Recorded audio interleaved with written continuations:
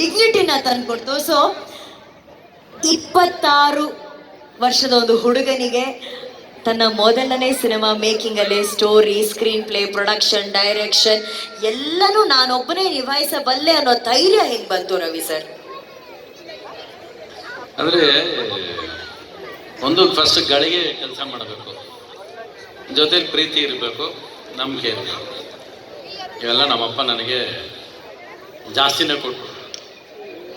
ಅದು ಆ್ಯಕ್ಚುಲಾಗಿ ಅಂದರೆ ಅದೃಷ್ಟ ಇದ್ದರೆ ಹೆಂಗೆ ಬರುತ್ತೆ ಅನ್ನೋದಕ್ಕೆ ನಾನು ಒಂದು ಸಿನಿಮಾ ಆ್ಯಕ್ಟ್ ಮಾಡ್ತಿದ್ದೆ. ನಾನು ಅರ್ಜುನ್ ಸರ್ಜಾ ಒಂದು ಸಿನಿಮಾ ಆ್ಯಕ್ಟ್ ಮಾಡ್ತಿದ್ವಿ. ಸೋಮು ಅಂತ ಡೈರೆಕ್ಟ್ರು, ಅದಕ್ಕೆ ಅವರು ಡೈಲಾಗ್ ರೈಟ್ರು. ನಾನು ಪಿಕ್ಚರೆಲ್ಲ ಡೈಲಾಗ್ ಬರ್ತೀನಿ. ಅವ್ನು ಒಂದು ದಿವಸ ಆಫೀಸಲ್ಲಿ ಕೂತಿರ್ಬೇಕಾದ್ರೆ ಬರ್ತಾರೆ, ರವಿ ನಾನೊಂದು ನನ್ನ ಸಿನಿಮಾಗೆ 2 ಟೈಟ್ಲ್ ಅಂದ್ಕೊಂಡಿದ್ದೀನಿ, ಯಾವ್ದು ಚೆನ್ನಾಗಿದೆ ಹೇಳಪ್ಪ ಯಾವುದು ಟೈಟ್ಲು? ನಾನಿನ್ನ ಪ್ರೀತಿಸುವೆ, ಪ್ರೇಮಲೋಕ ಅಂತ.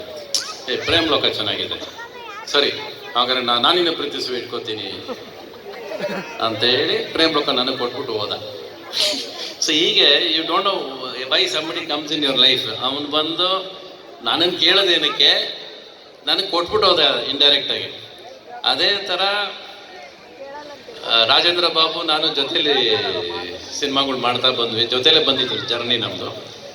ಯಾವುದೋ ಒಂದು ಶೂಟಿಂಗಲ್ಲಿ ಸ್ಕ್ರಿಪ್ಟ್ ಬದಲಾಯಿಸ್ಬಿಟ್ಟು ಶೂಟಿಂಗ್ ಮಾಡ್ತಿರ್ತಾನೆ. ನಾನು ಏನು ಬಾಬು ನಾವು ಬರೆದಿದ್ದೇನು, ನೀನು ತೆಗಿತಿರೋದೇನು, ಕತೆ ಯಾಕೆ ಬದಲಾಯಿಸ್ತೇನೆ ಏನು ಅಂದರೆ, ಅವನೊಂದು ಮಾತು ಬಾಯಿ ತಪ್ಪಿ ಹೇಳ್ಬಿಡ್ತಾನೆ, ನಿನಗೆ ಗೊತ್ತಿಲ್ಲ ಸುಮ್ಮನೆರು, ಅದೇ ನಿನಗೇನು ಗೊತ್ತಿಲ್ಲ ಸುಮ್ಮನೆರು, ನಾನು ಮಾಡಿ ತೋರಿಸ್ತೀನಿ ಅಂದ್ಬಿಡ್ತಾನೆ. ಅಲ್ಲಿಗೆ ನಾನೇ ಡೈರೆಕ್ಟರ್ ಆಗ್ತೀನಿ ಅಂತ ಡಿಸೈಡ್ ಆಗಿದ್ದೆ ಪ್ರೇಮಲೋಕ ಪಿಕ್ಚರು. ಅದ್ರ ಸಮೇತ ಇನ್ನೊಬ್ರು ಒಂದಷ್ಟು ಜನ ಕೇಳ್ತಾರೆ, ನೀನು ಬರೀ ಇಷ್ಟೊಂದು ಮಾತಾಡ್ತೀಯಲ್ಲ, ನೀನೇ ಯಾಕೆ ಡೈರೆಕ್ಟ್ ಮಾಡಬಾರ್ದು ಸಿನಿಮಾ ಅಂತ ಇನ್ನೊಂದಷ್ಟು ಜನನು ಚುಚ್ಚಿ ಕೇಳ್ತಾರೆ. ಆವಾಗ ಅದೇನು ಧೈರ್ಯ ಬಂತು, ಗಳಿಗೆ ಚೆನ್ನಾಗಿತ್ತು, ಟೈಮ್ ಚೆನ್ನಾಗಿತ್ತು. ನಮ್ಮಪ್ಪ ಒಂದು ಮಾತು ನಮ್ಗೆ ಯೂಶಲಾಗಿ ಎಲ್ಲೋದ್ರೂ ಕೇಳ್ತಾ ಇರ್ತಾರೆ, ನಿಮಗೆ ಧೈರ್ಯ ಜಾಸ್ತಿ ಸರ್, ಪ್ರೇಮಲೋಕ ಅವತ್ತು ಅಷ್ಟೊಂದು ಖರ್ಚು ಮಾಡಿದ್ರಿ ಅಂತಾರೆ. ಅದು ನಮ್ಮ ಅಪ್ಪನ ಧೈರ್ಯ, ಅದು ನಂದಲ್ಲ. ಅವ್ರು ಅವತ್ತು ಒಂದು ಮಾತು, ಹೋಗೋ ಸರಿಗೆ ಆ್ಯಕ್ಟ್ ಮಾಡಿ ಹೋಗು, ಇನ್ನು ಕನ್ನಡ ಸರಿಗೆ ಬರಲ್ಲ ನಿನಗೆ, ಭಾಷೆ ಸರಿಗೆ ಬರಲ್ಲ, ಫಸ್ಟ್ ಹೋಗಿ ಅದನ್ನ ಆ್ಯಕ್ಟಿಂಗ್ ಮಾಡ್ತಾ ಇದೆಯಾ, ಅದನ್ನ ಹೋಗಿ ಕಲಿಯಂತ ಒಂದು ಮಾತು ಹೇಳ್ಬಿಟ್ಟಿದ್ರೆ ಇವತ್ತು ನಾನು ಇಲ್ಲಿ ಕೂತಿರ್ತಿರ್ಲಿಲ್ಲ. Whatever I am today, ಅದು ಅವ್ರ ಪ್ರೀತಿ, ಅವ್ರ ನಂಬಿಕೆ, ಅದು ಇಷ್ಟು ದೂರ ನನ್ನ ಕರ್ಕೊಂಡ್ಬಂದಿದೆ. ಬಟ್ ರವಿ ಸರ್, ಎಷ್ಟು beautiful lesson. I am sure ಇಲ್ಲಿ ಈ ಸ್ಕೂಲ್ ಗ್ರೌಂಡ್ ಅಲ್ಲಿ ಬಂದಿರುತ್ತಾ ಎಷ್ಟೋ ಯಂಗ್ಸ್ಟರ್ಸ್ಗೆ ಇವತ್ತಿನ ದಿನ ಯಾರಾದ್ರೂ ನಮಗೆ ನೀನದು ನಿನಗೆ ಅದ್ ಮಾಡಕ್ ಬರಲ್ಲ, ಇದ್ ಮಾಡಕ್ ಬರಲ್ಲ ಅಂತ ಬೆರಳು ಮಾಡಿ ತೋರ್ಸೋರ್ಗೆ ಉತ್ತರ ನಮ್ಮ ಸಕ್ಸಸ್ ಆಗಿರ್ಬೇಕು.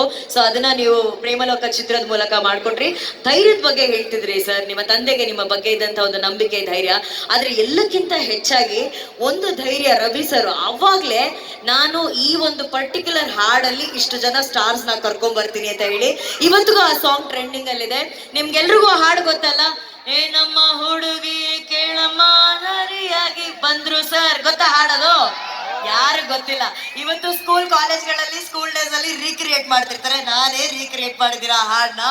ಒಂದೇ ಸಿನಿಮಾದಲ್ಲಿ Vishnu sir, Prabhakar sir, Ambareesh sir ಎಲ್ಲರೂ ಸೂಪರ್ ಸ್ಟಾರ್ಗಳನ್ನ ಸೇರಿಸಿ ಒಂದು ಸಿನಿಮಾನ ಮಲ್ಟಿ ಸ್ಟಾರ್ ಕಾಸ್ಟ್ ಸಿನಿಮಾ ಮಾಡ್ತೀರಾ ಅಂದ್ರೆ, ಒಬ್ಬ ಸ್ಟಾರ್ನ ಹಾಕೊಂಡು ಸಿನಿಮಾ ಮಾಡೋದೇ ದೊಡ್ಡ ವಿಷಯ. ಅಂತದ್ರಲ್ಲಿ ಇಷ್ಟು ದೊಡ್ಡ ಸ್ಟಾರ್ಗಳನ್ನ ಹೇಗೆ ನಿಭಾಯಿಸಿದ್ರಿ ಅಟ್ ದಟ್ ಯಂಗ್ ಏಜ್? ಅದು ಈಶ್ವರಿ ಪ್ರೊಡಕ್ಷನ್ಸ್ ಆಗಿರೋ ತಾಕತ್ತು.